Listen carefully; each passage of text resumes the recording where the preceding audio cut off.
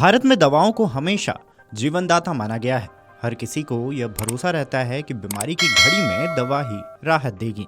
लेकिन सोचिए, अगर वही दवा जहर साबित हो जाए तो? ऐसा ही चौंकाने वाला मामला हाल ही में सामने आया है।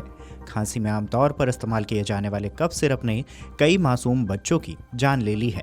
मध्य प्रदेश, राजस्थान और महाराष्ट्र से ऐसे कई मामले सामने आए हैं, जिसके बाद इसकी चर्चा तेज है। जहां खांसी की दवा पीने के बाद बच्चे जिंदगी की जंग हार गए हैं। जैसे जैसे खबरें सामने आई, मामला तूल पकड़ता गया और केंद्र सरकार अब हरकत में आ गई है।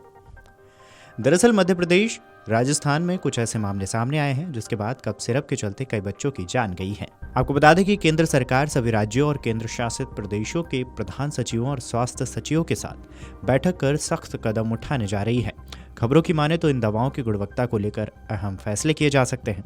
सूत्रों के मुताबिक रविवार शाम 4 बजे केंद्रीय स्वास्थ्य सचिव सभी राज्यों और केंद्र शासित प्रदेशों के प्रधान सचिवों, स्वास्थ्य सचिवों और औषधि नियंत्रकों के साथ कफ सिरप के तर्कसंगत उपयोग और दवाओं की गुणवत्ता पर वीडियो कॉन्फ्रेंसिंग के जरिए बैठक करने वाले हैं। केंद्रीय औषधि मानक नियंत्रण संगठन ने सरीशान फार्मास्यूटिकल के तरफ से बनाई गई खांसी की दवा कोल्ड्रीफ के खिलाफ बड़ी कार्रवाई करने का निर्णय लिया है। यह कदम उस समय उठाया गया जब कई बच्चे इस दवा को पीने के बाद मृत पाए गए। CDSCO तमिलनाडु के फूड एंड ड्रग एडमिनिस्ट्रेशन को पत्र लिखकर कंपनी के खिलाफ सख्त कदम उठाने के लिए कहेगा। मृत बच्चों में मध्य प्रदेश के छिंदवाड़ा, राजस्थान और महाराष्ट्र के बच्चे शामिल हैं। इसके अलावा केरल और तेलंगाना में भी इस दवा का उपयोग रोकने के लिए जनता को चेतावनी जारी की गई है।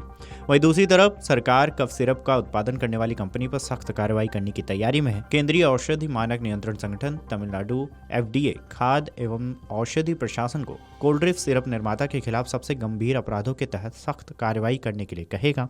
केंद्रीय औषधि मानक नियंत्रण संगठन ने हिमाचल प्रदेश, उत्तराखंड, गुजरात, तमिलनाडु, मध्य प्रदेश और महाराष्ट्र में उन फैक्ट्रियों की जांच शुरू कर दी है जहां से संदिग्ध दवाएं बनी थीं।